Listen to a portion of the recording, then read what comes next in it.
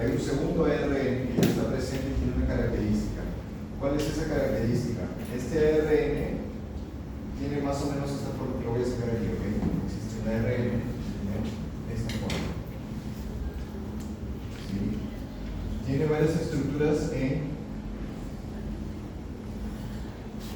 forma de gancho de cabello, por lo menos 3. ¿Ya? Este ARN tiene 5',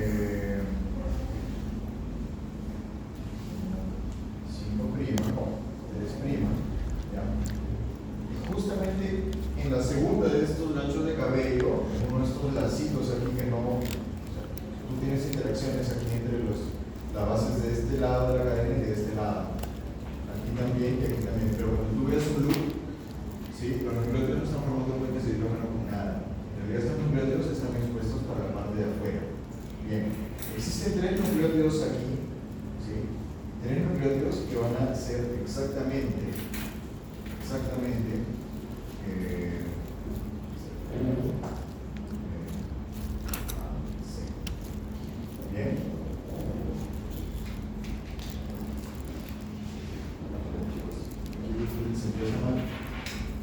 Es 3', 5'. Bien. ¿Ok? ¿Está claro esto? Existe un ARN que tiene una secuencia que es UAC aquí. ¿Por qué les digo esta secuencia UAC en este segundo hairpin? Aquí en este segundo gancho de cabello. Porque este de aquí y este de aquí tienen un aminoácido unido. ¿Sí? Un aminoácido unido. ¿Sí? AA. Está bonita aquí. Mejor la pongo de color rojo.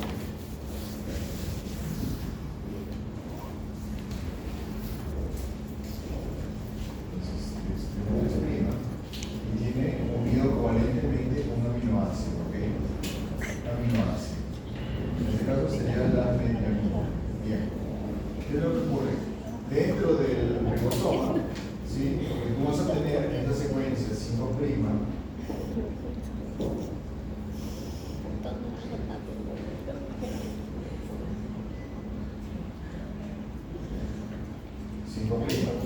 ¿De quién? De mi ARN mensajero, ¿sí?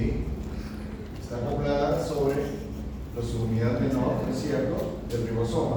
Lo voy a dibujar aquí, subunidad menor. Así como si fuera una plataforma. Y date cuenta de algo. Lo que tú vas a tener es tu secuencia del primer codón. ¿Cuál es? ¿Cuál es el codón de iniciación? AUG. AUG, ¿no es cierto? Entonces tú tienes una base expuesta, ¿no? Tú tienes AUG. Resulta que este AUG va a formar puentes de hidrógeno con las 3 bases presentes en este gancho de cabello del ARN. Este ARN con forma de T se le llama ARN-T, o sea, ARN de transferencia. De transferencia. ¿Ok? Bien. ¿Qué ocurre? Entonces, va a formar puentes de hidrógeno. ¿Por qué? Porque son complementarios y tienen que ser complementarios. Este proceso ya es la lectura del ARN mensajero que está aquí abajo. ARN mensajero. ARN. ¿Cómo ocurre la lectura? Recuerda que esta transferencia tiene un aminoácido unido de manera covalente. Sí, en su extremo. En el gancho de cabello tiene una secuencia que es complementaria con el codón. Si esto de aquí yo le denomino codón, entonces, ¿cómo le puedo denominar la secuencia que es complementaria?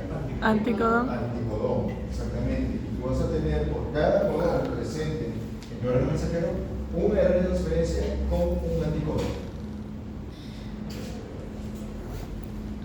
Anticodontismo.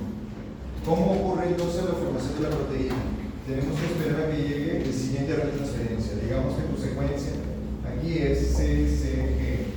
Bien, por lo tanto va a venir un ARN de transferencia que va a tener más o menos la misma forma y toda la cuestión.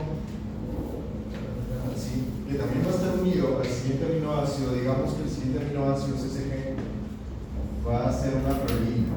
Vamos a decir así, ¿ok? AA2, será A1. Entonces, lo que tú tienes es el anticodón. El anticodón va a tener la secuencia complementaria, G,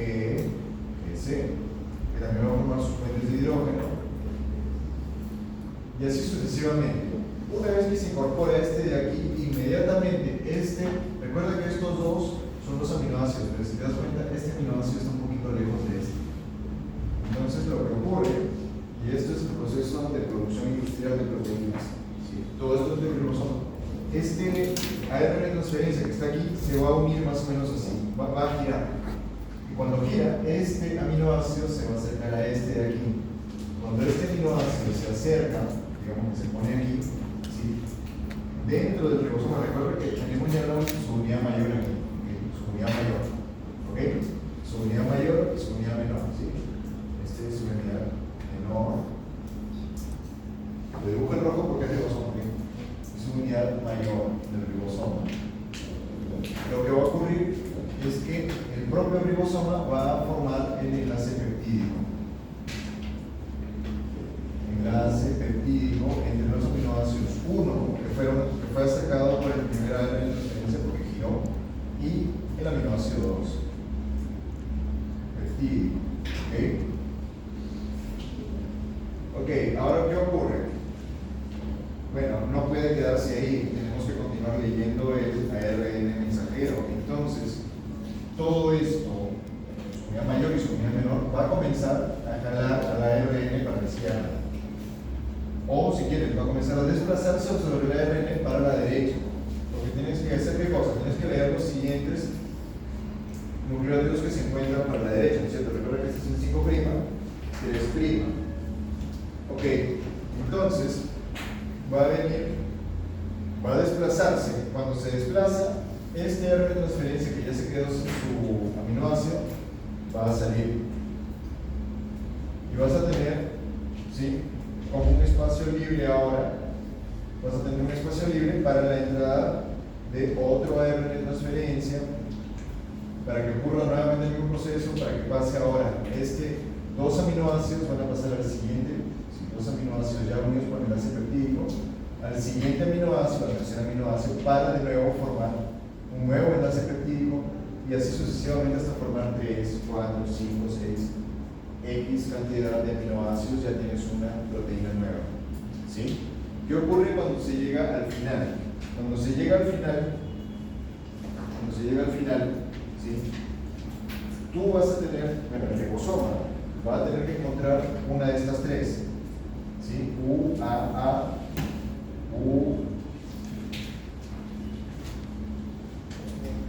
UAG o UGA. Cualquiera de estas tres, el ribosoma va a entender, no, simplemente no va a aparecer ningún anticodo porque no tiene anticodo. ¿Sí? Lo que sí va a aparecer es una proteína. Va a entrar en este lugar una proteína, la voy a dibujar así como en azul, que se llama RF, o sea, en inglés, Release Factor, o factor de liberación, factor de soltura si quieres. Bueno, como su nombre lo dice, se va a desensamblar todo. Se produjo la proteína y el ARN mensajero sirve para una nueva síntesis de proteína. Y eso sería la traducción. Ahora sí pasemos a ver lo que es la diapositiva. Y luego vamos a ver un video al respecto de eso con mucho más detalle. ¿Han entendido esto? ¿Les ha quedado claro?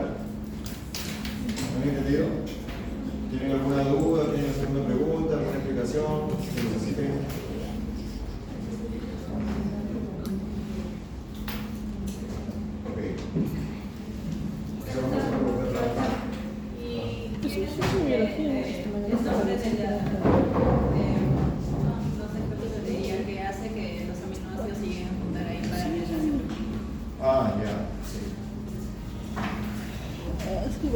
Ya, a ver, ella me pregunta cuál es el nombre de qué me dijiste.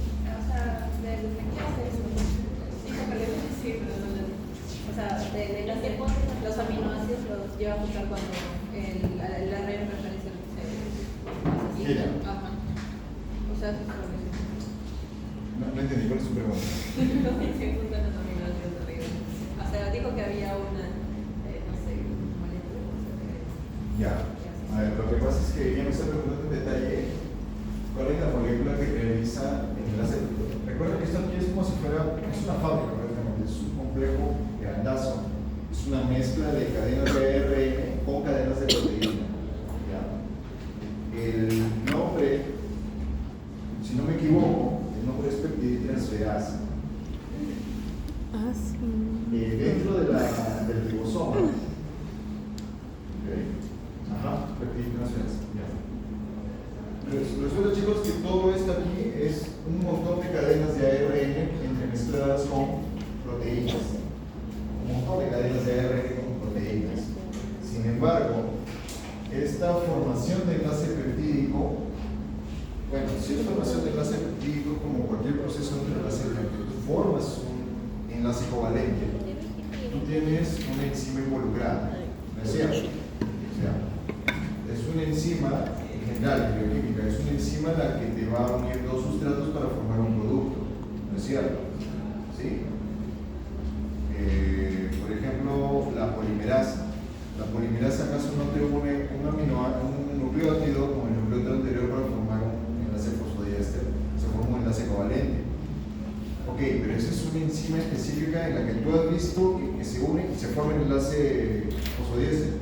Aquí, ¿cómo es? Aquí no estamos hablando de la enzima, estamos hablando de un gran complejo de proteína y ARN todo integrado. En realidad, dentro de todo esto existe una porción de todos los ARNs, ¿sí? Y este ARN funciona como enzima. Como ustedes saben, las enzimas son proteínas, ¿ya? Las enzimas son de naturaleza proteica, pero cuando se trata de la formación del enlace peptídico, no es una proteína de todas las que están mezcladas en el ribosoma, constituyendo el ribosoma, quien realiza la función de formar un enlace peptídico. Es una cadena de ARN que está ahí y está esperando que se junten para formar el enlace peptídico. Entonces, no se le puede llamar enlace peptídico, es formado por una enzima de ARN, o sea, ¿cómo se le llama? Ribosima.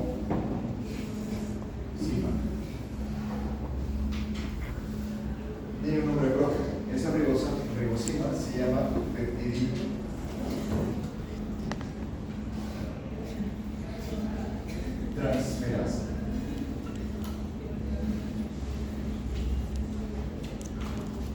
¿Ok? Bien. Ahora sí vamos a la presentación.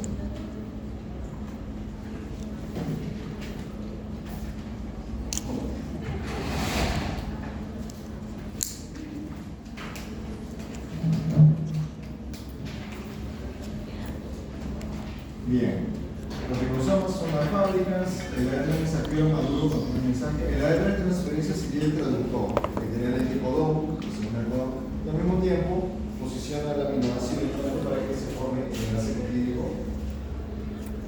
Aminoácido, relatividad de las proteínas, aminoácido de RNA. Siempre son los aminoácidos.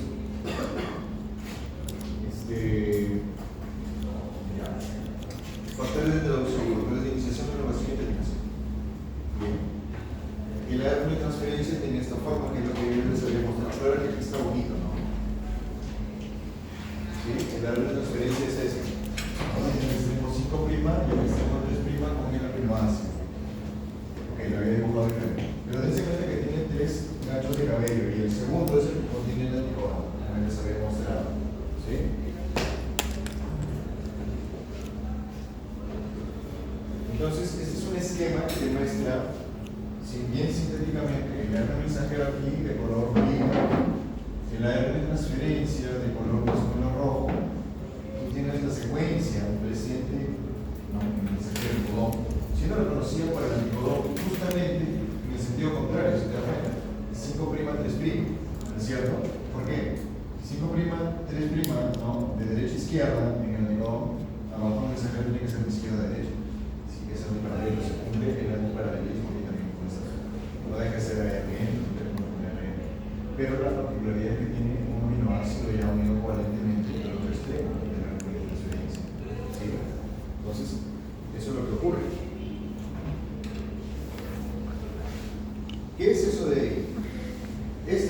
representación, esa es la red de transferencia si yo lo dibujo de manera bidimensional.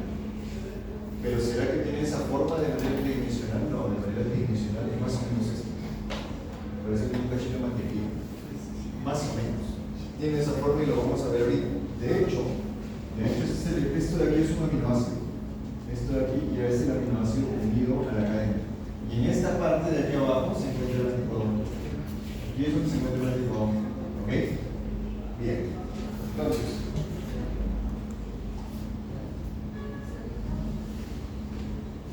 dice, la introducción primero vamos a ver lo siguiente. Primero tiene que haber una correcta concordancia entre el ARN de transferencia y el aminoácido. O sea, está hablando de dos partes, ¿no?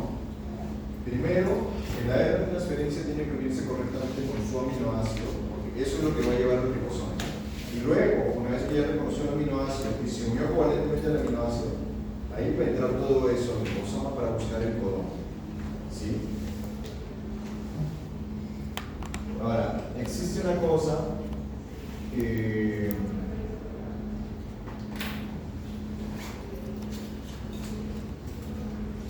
ya, es lo que está hablando aquí, de hecho voy a ver aquí en la siguiente diapositiva.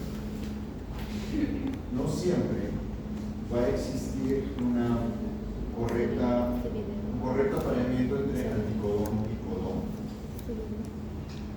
Y esto parece que ocurre justamente por la curvatura que hay a este nivel, en el 5'. Entonces se dice que, por ejemplo, si normalmente tú vas a tener un apareamiento, ¿no? Una formación de pares de bases del anticodón y el codón entre guanina y citosina, en realidad puede ocurrir guanina y citosina, pero al mismo tiempo podrías tener que esta guanina se empareje con un uracilo adicional. Lo cual no corresponde, ¿sí? Pero ¿por qué ocurre esto? Porque existe una deformación para este lado, ¿sí? Entonces, los puentes de hidrógeno no se forman como correctamente y permiten que se emparejen de manera equivocada, ¿ok? Entonces, eso se ha observado que existe y de hecho esto permite la incorporación de aminoácidos en secuencias de codones que no corresponden. A ese efecto se le llama tambaleo, ¿no? O wobbling en inglés. Pero bueno, eso es algo que queda como un detalle. ¿Okay? Lo más importante es entender el proceso de traducción marina. El ribosoma, ¿qué cosa es? Aquí lo vamos a ver. Ya les dije que el ribosoma está compuesto de proteína mezclado con ARN. No es una cadena polipeptídica mezclada con una cadena de ARN, son varias. ¿Cuántas te dicen? Mira, el ribosoma eucariótico se denomina 80S. ¿Sí? 80S se refiere a la velocidad a la que sedimenta o a la que se va al fondo del tubo cuando lo colocas a ultracentrifugar. Cuando es más pesado, ese número va a ser mayor. Más pesado y mayor que quién. En la época se hacían experimentos con procariotas y con eucariotas. Entonces se observó que los ribosomas de eucariotas iban más lento, ¿sí? Porque eran menos pesados, menos densos. ¿Ok? Entonces ellos iban a una velocidad un poco menor, ya no iban a 80S, iban a 70S hasta el fondo del tubo, cuando se centrifugaba, ultracentrifugaba. Entonces esta denominación 80S tiene que ver con su velocidad de sedimentación. Ok, yo les he dicho que se compone de dos unidades, ¿no? Su unidad mayor y su unidad menor. Pero su unidad mayor, ¿sí? Cuando se hicieron los experimentos se vio que se sedimentaba a una velocidad o tasa de sedimentación de 60S. Peso molecular, 2.800.000. ¿De qué está compuesto? Mira, está compuesto de ARN ribosomal, ¿sí? 5.8, ¿sí? Es de 5S, ¿no? Y 49 proteínas. O sea, tienes 3 ARNs, ¿no? Un ARN de 160 nucleótidos, otro ARN de 120 nucleótidos y un tercer ARN de 4.700 nucleótidos mezclado con 49 proteínas. Eso es un complejo macromolecular. Y lo mismo para la subunidad menor, pero menos, ¿no? Un ARN ribosomal de 1900 nucleótidos más 33 proteínas, todas entremezcladas. ¿Sí? Ok. Entonces,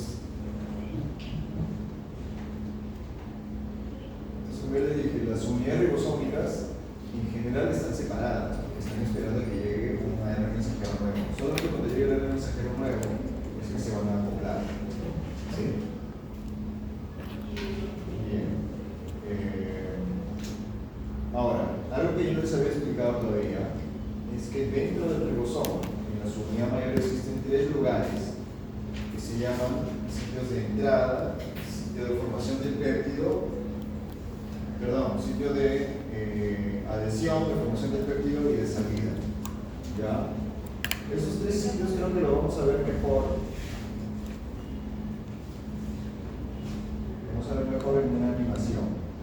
Pero desde ya lo que quiero que ustedes observen aquí es cómo nosotros tenemos, el primer ARN de transferencia, trayendo un aminoácido aquí y el segundo ARN de transferencia, trayendo un segundo aminoácido.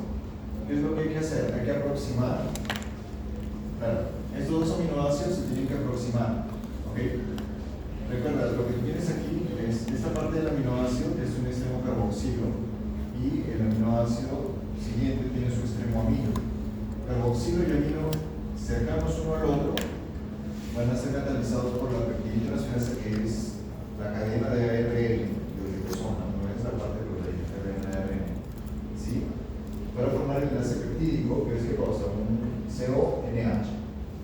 ¿Sí? El resultado de este proceso se genera una molécula de agua. No vamos a poner en ese detalle, pero lo que se tiene que observar es cómo tú acercas el primer aminoácido con el segundo para que la peptidintransferasa, que es una porción de ARN dentro de la subunidad mayor, pueda formar el enlace peptídico. Una vez que se formó el enlace peptídico, tienes tu ARN de transferencia totalmente libre, tiene que salir. ¿Cómo sale? Porque esto de aquí se va a desplazar por la derecha. ¿Ok? Permitiendo que por un lado salga y por el otro llegue un nuevo ARN de transferencia. Bien. Entonces tienen que recordar estos ciclos. Se ve bien ahí. Dentro de la subunidad mayor tienes EMA, ya, listo, EMA. Es así como lo van a recordar. E quiere decir éxito. P quiere decir peptidil, transferasa. No sabemos si forma el peptidil, pues es peptidil. Y A quiere decir de adhesión o attachment. Sí, adhesión, eso te va a llegar. Ya lo vamos a ver, así como está, no vamos a entender. Pero en la animación nos vamos a dar cuenta. ¿Ya? Bueno, ¿cuáles son las etapas de la traducción? La iniciación, ¿sí? La iniciación siempre estará involucrada con la unión del primer ARN de transferencia. El ARN de transferencia codifica el mismo aminoácido para procariotas y eucariotas. ¿Qué piensan ustedes? El primer aminoácido que se coloca es la metionina en eucariotas, pero en procariotas esa metionina está modificada químicamente. Ya no es una metionina, es una formilmetionina, un grupo formilo, nada más. ¿Ya? Pero químicamente continúa siendo sus características de metionina. ¿Ok? Bien, entonces tenemos la iniciación. En la iniciación lo que nosotros tenemos es la unión de la ARN de transferencia portando la metionina directamente al sitio P. ¿Ok? Directamente al sitio P. ¿Por qué? Porque ya tienen que esperar a que venga el segundo ARN de transferencia con el segundo aminoácido para el sitio A. A partir de ahí, a partir del momento en que tú comienzas a formar el enlace peptídico, ya comienzas con la segunda etapa. La primera etapa es cuando tú acoplas el ARN de transferencia inicial, se acoplan las unidades, pero la segunda etapa, que es la elongación, es cuando comienzas a formar los enlaces peptídicos en serie. ¿Bien? Ok, vamos a ver este video y les voy a explicar mejor. Pasos del proceso de traducción. Iniciación. La subunidad pequeña del ribosoma se une al ARN transferente iniciador que lleva el aminoácido de inicio metionina. Este complejo se une entonces a la estructura CAP del extremo 5' del ARN mensajero y lo escanea hasta encontrar el codón de inicio AUG. El proceso está mediado por varios factores de iniciación. En el codón de inicio, la subunidad grande del ribosoma se une a todo el complejo y los factores de iniciación se liberan. El ribosoma tiene tres sitios. El sitio A sirve de entrada a nuevos ARN transferentes cargados con aminoácidos o aminoacil ARNT. El sitio B está ocupado por el peptidil ARNT, el ARN transferente que lleva la cadena polipeptídica creciente. El sitio E es la salida de los ARN transferentes después de haber dejado el aminoácido. El ARN transferente iniciador se coloca en el sitio B. Elongación. Un nuevo ARN transferente cargado entra en el sitio A del ribosoma. En el ribosoma, el anticodón del ARN transferente que llega se empareja con el codón del ARN mensajero que se encuentra en el sitio A. Durante esta revisión, los ARN transferentes con anticodones incorrectos se rechazan y se reemplazan por otros nuevos que también se revisarán. Cuando el aminoácido ARNT incorrecto entra al sitio A, se crea un enlace peptídico entre los ahora adyacentes aminoácidos. Conforme se forma el enlace peptídico, el ARN transferente del sitio B libera los aminoácidos al ARN transferente del sitio A y se queda vacío. Al mismo tiempo, el ribosoma se mueve un triplete hacia adelante del ARN mensajero. Como consecuencia, el ARN transferente vacío se encuentra ahora en el sitio E y el peptidil ARNT en el sitio B. El sitio A se encuentra ahora libre y listo para aceptar un nuevo ARN transferente. El ciclo se repite para cada codón del ARN mensajero.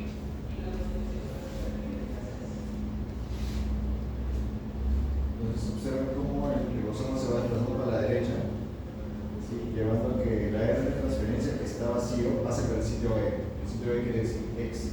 Terminación. La terminación ocurre cuando en el sitio A se coloca alguno de los tres codones de parada. No hay ningún ARN transferente que pueda unirse al sitio A, ya que ninguno puede emparejarse con esa secuencia. En su lugar, estos codones son reconocidos por una proteína, un factor de terminación. Al unirse este factor de terminación, se cataliza la emisión del enlace que une el polipéptido y el ARN transferente. El polipéptido se libera del ribosoma. El ribosoma se disocia en sus subunidades y está listo para un nuevo ciclo de traducción. Entonces observen aquí ya solamente para que observen, ¿no? En el caso de procariotas, formilmetionina, en los tres sitios también viene el segundo de la transferencia y se forma el enlace peptídico. Se disocia el referencia vacío, formación de enlace peptídico y así sucesivamente hasta completar la cantidad de aminoácidos que esté codificada en ese ARN mensajero. Cuando llega a la terminación se desensambla. Aquí creo que te está mostrando. Te está mostrando que no solamente hay una ARN transferencia, hay un montón de ARN transferencia que van a entrar y van a probar si sí forman o no, si reconocen o no al codón, ¿no? Eso es algo que está en el video. ¿Sí? Bien. Circularización del ARN mensajero. A veces el ARN mensajero se circulariza, ¿por qué? Porque circularizando el ARN mensajero permites el acoplamiento de varios ribosomas. Así puedes producir varias proteínas al mismo tiempo a partir de una sola molécula de ARN mensajero, ¿sí? De manera simultánea. Entonces aquí tenemos una tabla que nos muestra la diferencia de traducción entre procariotas y eucariotas. A ver, ¿cuál es la principal diferencia entre la traducción de procariotas y eucariotas? El ARN mensajero de procariotas usualmente contiene la codificación para varias proteínas, una seguida de otra. Por lo tanto, ese mensajero se le llama policistrónico. En el caso de eucariotas solamente tienes codificación para una sola proteína, monocistrónico. La reducción de procariotas comienza con un codón AUG que codifica para una forma modificada de la metionina, que es la formilmetionina, mientras que en el caso de los eucariotas sería la metionina. ¿Okay? Bien.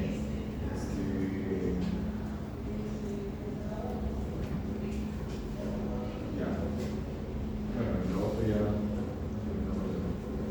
Poliribosomas o polisomas, lo que les había explicado, ¿no? Con la circulación Ahora, lo que tenemos que entender es que en la síntesis de proteína puede generar proteínas generalmente con dos destinos.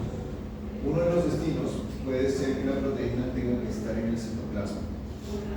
El otro destino de la proteína es que la proteína tenga que ser secretada, ser colocada para afuera de la célula. Por ejemplo, un anticuerpo o una enzima, por ejemplo, como la que hay en el estómago, la pepsina. ¿Sí? Entonces, o bien se queda en el citoplasma o bien sale de la célula. Entonces, dependiendo de uno u otro caso, la síntesis ocurrirá o bien en ribosomas que están sueltos en el citoplasma o en ribosomas que están unidas a la membrana del retículo endoplástico. Se sintetiza en el retículo endoplásmico, luego el retículo endoplásmico forma una vesícula que será enviada al aparato de Golgi. En el aparato de Golgi, esa proteína será posteriormente modificada con adición de azúcares, de lípidos, de grupos químicos y finalmente será empaquetada para ser liberada por exocitosis hacia la parte externa de la célula. ¿Ok? Entonces, ¿cómo la célula sabe qué proteína debe ser sintetizada para ser secretada y cuál proteína no? Porque en la misma secuencia de aminoácidos ya se encuentra una secuencia pequeña de aminoácidos que indica que o bien se queda en el citoplasma o se queda en el retículo endoplásmico para ser secretada o inclusive que puede ir para el pulmón. ¿Ya? Entonces, si la proteína debe ser exportada, ¿qué quiere decir exportada? Va a salir de la célula. ¿Sí? Dentro de la secuencia de la proteína debe existir una secuencia de aminoácidos en el extremo N-terminal o C-terminal, ¿sí? Que se conoce como péptido señal. Y ese péptido señal es lo que le va a permitir,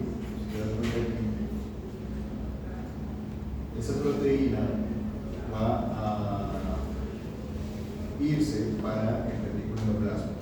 ¿Ok? Recuerda, el retículo endoplasmico va a la parte de Golgi y de la parte de Golgi va a ser secretada, o sea, va a ser expulsada de la célula. ¿Cómo es expulsada? Por la presencia del péptido señal. Bueno, eso del péptido señal puede ser un concepto, es un concepto más adicional. No hay necesidad de que lo memorice, ¿no? Bien. Entonces, por último, por penúltimo, vamos a ver lo que es marco de lectura y marco de lectura abierta. ¿Qué cosa es el marco de lectura y marco de lectura abierta?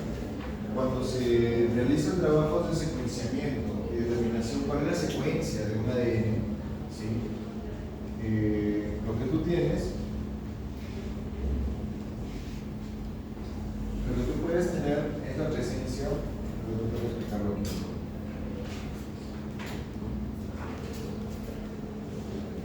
Chicos, voy a tener que borrar esto de aquí.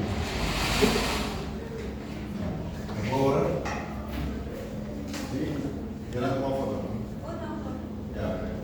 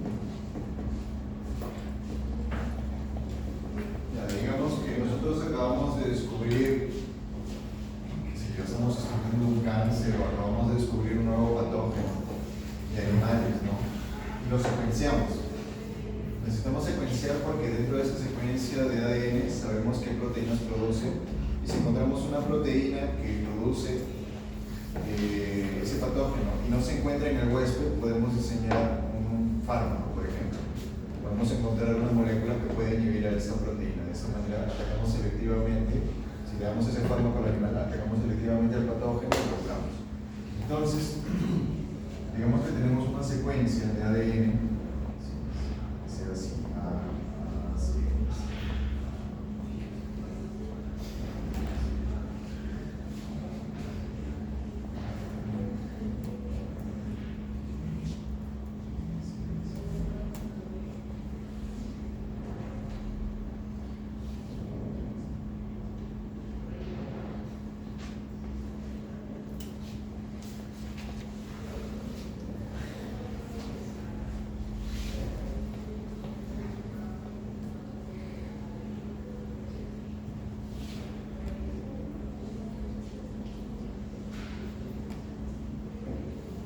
Bien, ok.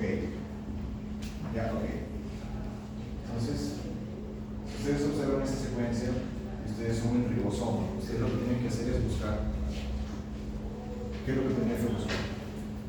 Para comenzar a reproducir. El codo de iniciación. ¿Cuál es el codo de El iniciación? agujero.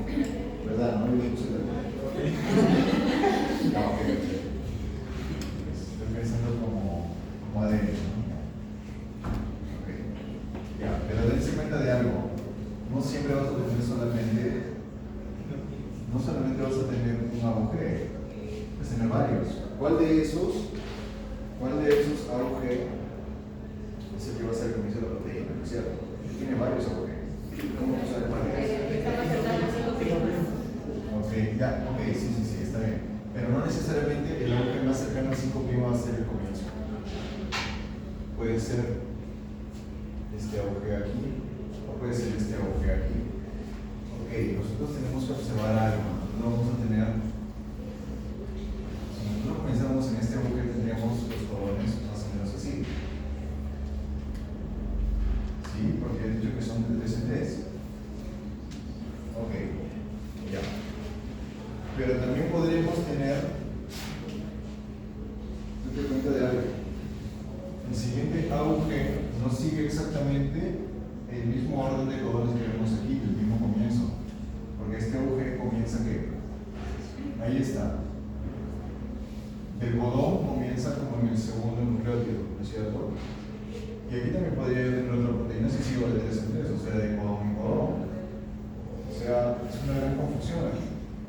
Finalmente, tenemos una tercera posibilidad en la cual nuestro agujero puede codificar.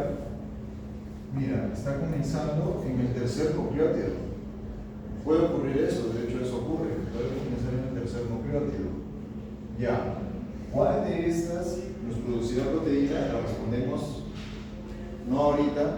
Primero tenemos que ver o darnos cuenta de algo. ¿Qué es lo que yo les he mostrado aquí? Lo que les acabo de mostrar son las diferentes fases de lectura que pueden ocurrir. ¿A qué se refiere la fase de lectura? Básicamente, que tú tienes por cada codón 3 fases posibles de lectura. ¿Sí? ¿Por qué? Porque tú tienes 3 nucleótidos. Puedes tener la fase de lectura 1, ¿sí? Puedes tener la fase de lectura 2 porque tienes un nuevo codón comenzando en el segundo nucleótido del codón primero. Y luego tienes una tercera fase de lectura. Esto de la fase de lectura ya lo vamos a entender ahorita. Tenemos que continuar viendo la expresión aquí para poder terminar de entenderlo, ¿ya?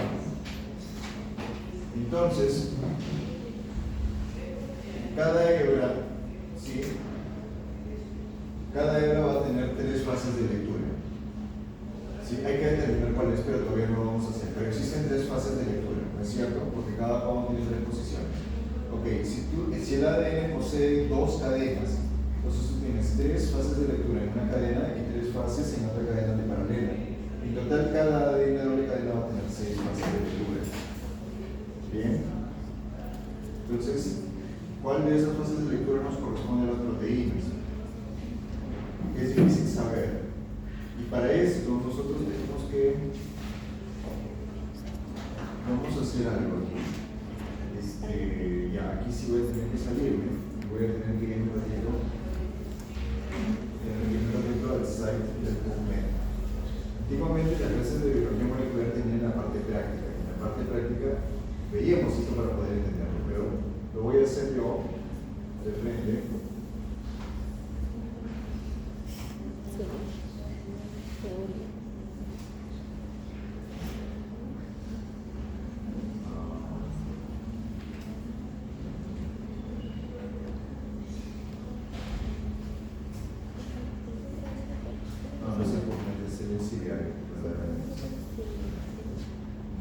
queda, voy a sacar un gen.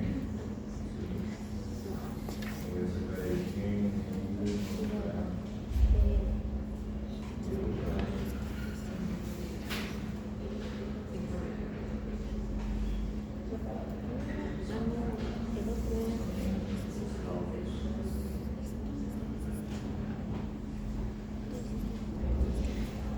Ya vamos a obtener una secuencia de ADN.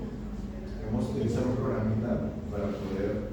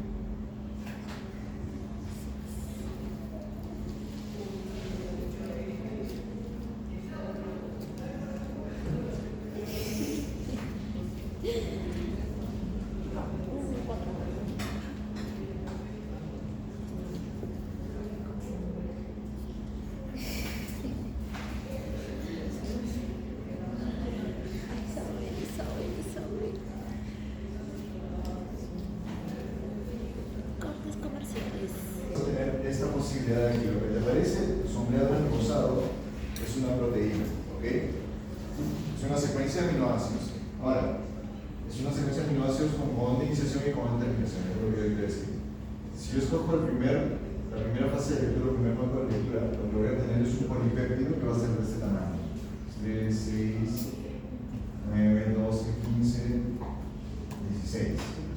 Si yo escojo la segunda fase de lectura, o sea, comienzo a contar de 3 en 3, a partir del segundo nucleótido voy a tener esta secuencia de polipéptido aquí.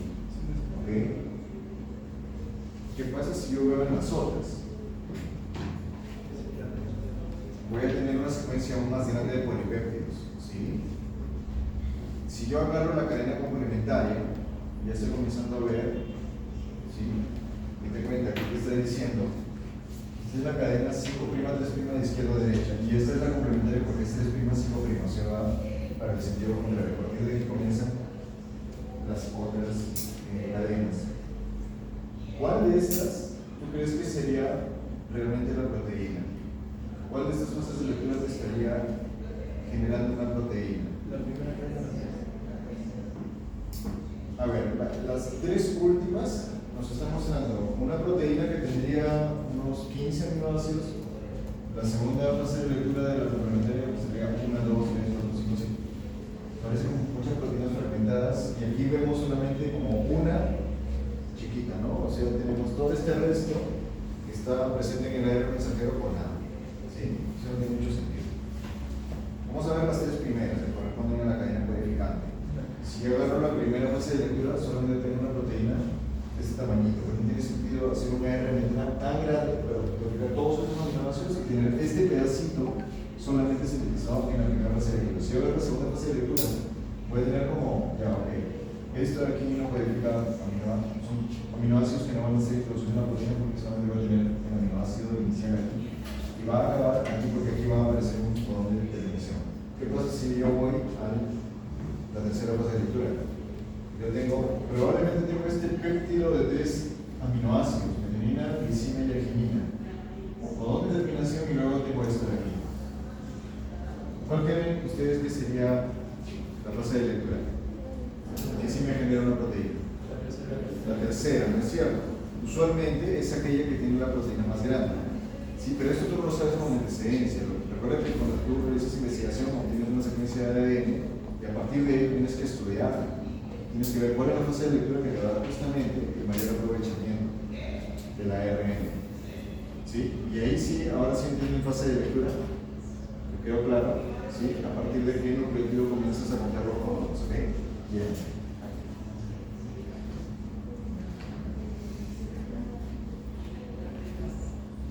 Bien, entonces, ¿qué modificaciones posttraduccionales se le puede hacer a una proteína? ¿Qué cosa es una modificación posttraduccional? Es un cambio cambio químico que se le hace a la proteína. Muchas veces este cambio químico suele ser la agregación, la adición de compuestos químicos como grupos funcionales, tipo fosforilo, tipo metilo, acetil, ese tipo de cosas, ¿no? Acetilación, fosforilación, hidroxilación, glucosilación. Glucosilación es cuando se le agregan moléculas de azúcar, de carbohidrato, ¿sí? ¿Para qué la proteína debe tener estas modificaciones? Porque fácil, sin estas modificaciones la proteína no funciona bien, ¿sí? Muchas veces la proteína tiene que ser una proteína bastante soluble en agua, o más que todo insoluble, o debe reconocer un sustrato específico o tener afinidad por un metal. Entonces este tipo de modificaciones le va a ayudar a mejorar su función, ¿sí? ¿Qué ocurre cuando una proteína ya cumplió su función?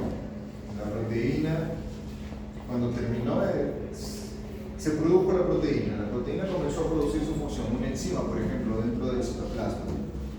Pero la célula ya no necesita esta enzima, por ejemplo, una enzima detoxificante del hígado. Solamente funcionará cuando haya algún compuesto como alcohol, por ejemplo. ¿No? Pero ¿qué pasa si ya no has ingerido alcohol, si ya está todo metabolizado? No necesita tener esta enzima. No podemos tener esta enzima ocupando espacio. Probablemente lo mejor sea reciclarla. ¿Cómo la reciclas? La descompones en sus aminoácidos constituyentes. Para eso, primero, tienes que marcar a la proteína y la marcas con una proteína más chiquita llamada ubiquitina. ¿Ok? Entonces, esta es la proteína que va a ser descompuesta. ¿Sí? Se le marca con varias ubiquitinas que van a ser reconocidas por un complejo de enzimas en forma de cilindro que destruye cualquier proteína que esté ubiquitinizada. A este complejo que destruye proteínas y se encuentra en el citoplasma para reciclar proteínas se le llama proteasoma. ¿Ya? Proteasoma. ¿Sí? De esa manera se marcan a las proteínas que tienen que ser eliminadas para reciclaje y evitar que ocupen espacio cuando ya no se la necesitan. Chicos, entonces ya hemos acabado. Luego vemos esto, porque ahorita va a entrar otro